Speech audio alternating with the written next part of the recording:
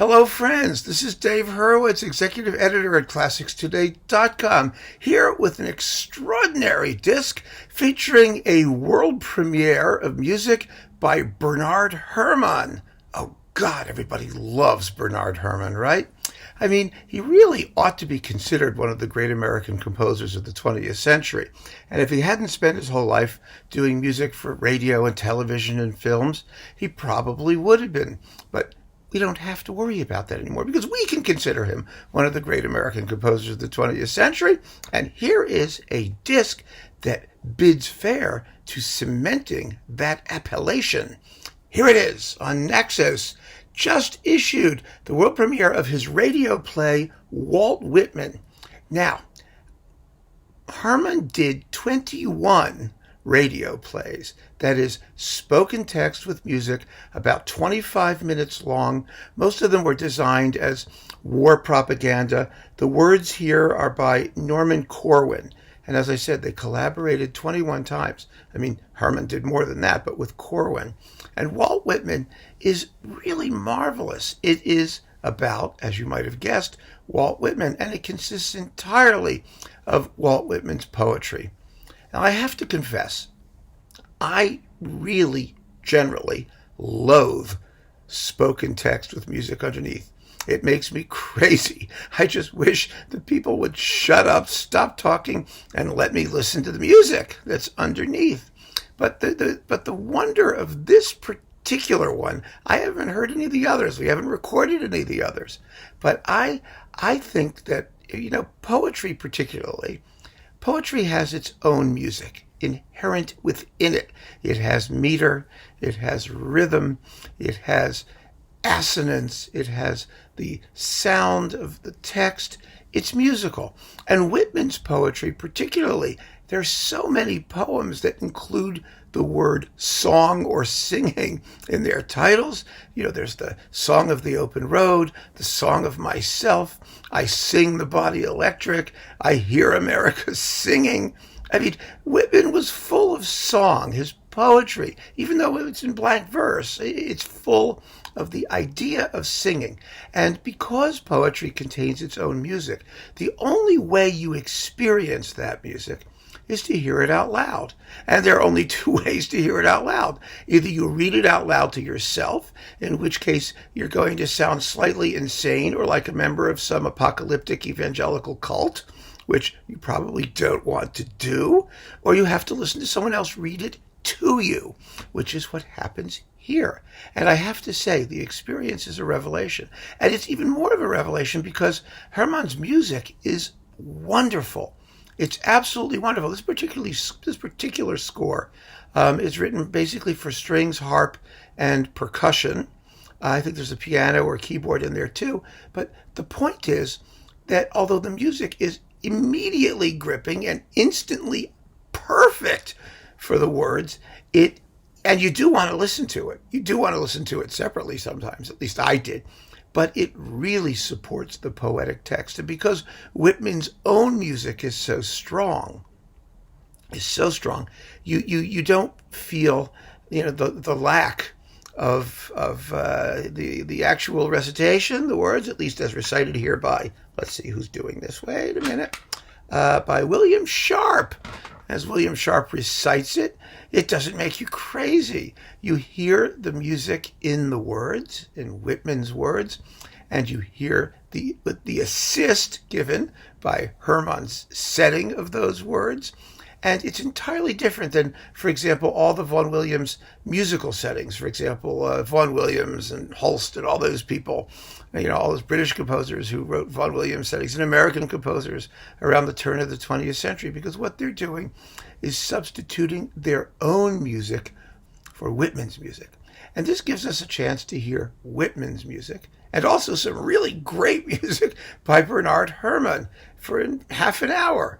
So this disc was the brainchild of Joseph Horowitz, and it features the PostClassical Ensemble under Angel Gil Ordóñez with the, Whitman is William Sharp, and the stranger, the cynic, the radio voice is Murray Horwitz.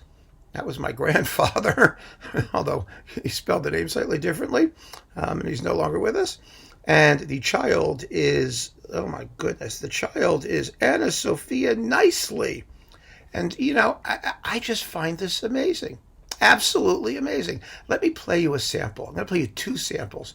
First, a little bit of the Song of Myself, which is sort of the iconic Whitman poem. Take a listen to just a bit of this, to the marvelous music that Herrmann found to support the words, and the musicality of the text, and how eloquent it is as Mr. Sharp recites it.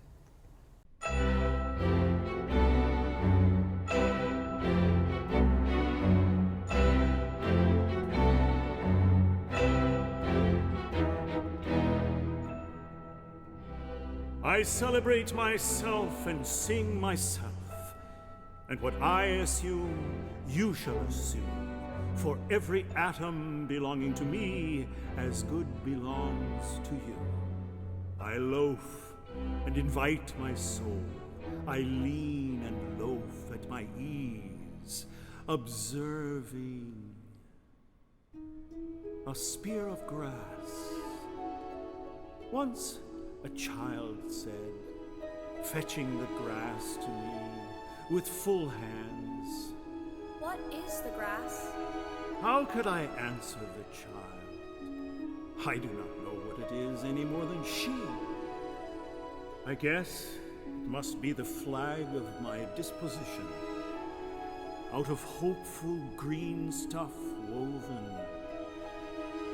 I guess it is the handkerchief of the Lord, a scented gift and remembrancer, designedly dropped, bearing the owner's name some way in the corners that we may see and remark and say, whose?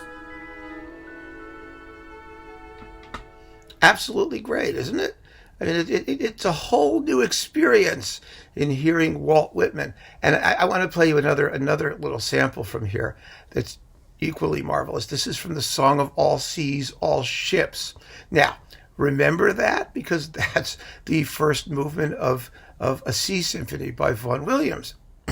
And there is a huge difference between hearing "Flaunt out, O seas, your separate flags of nations," sung by a stentorian British oratorio contralto, "Flaunt out, O seas, your separate flags of nations."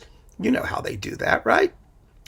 And hearing the natural flow of Vaughan Williams' own words, somehow it sounds a lot less pretentious, but also a lot more exciting, especially with Bernard Herrmann's music. Here, have a listen.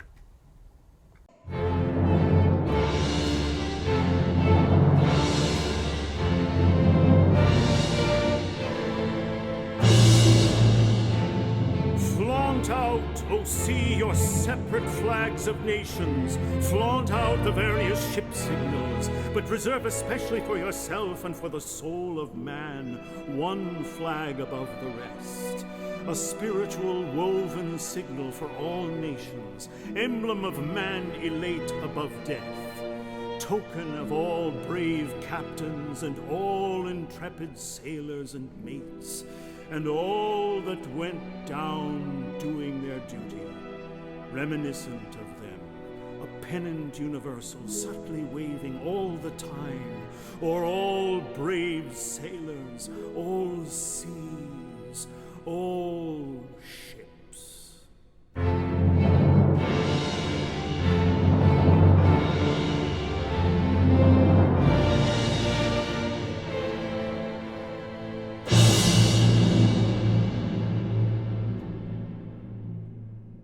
I am for those who walk abreast with the whole earth.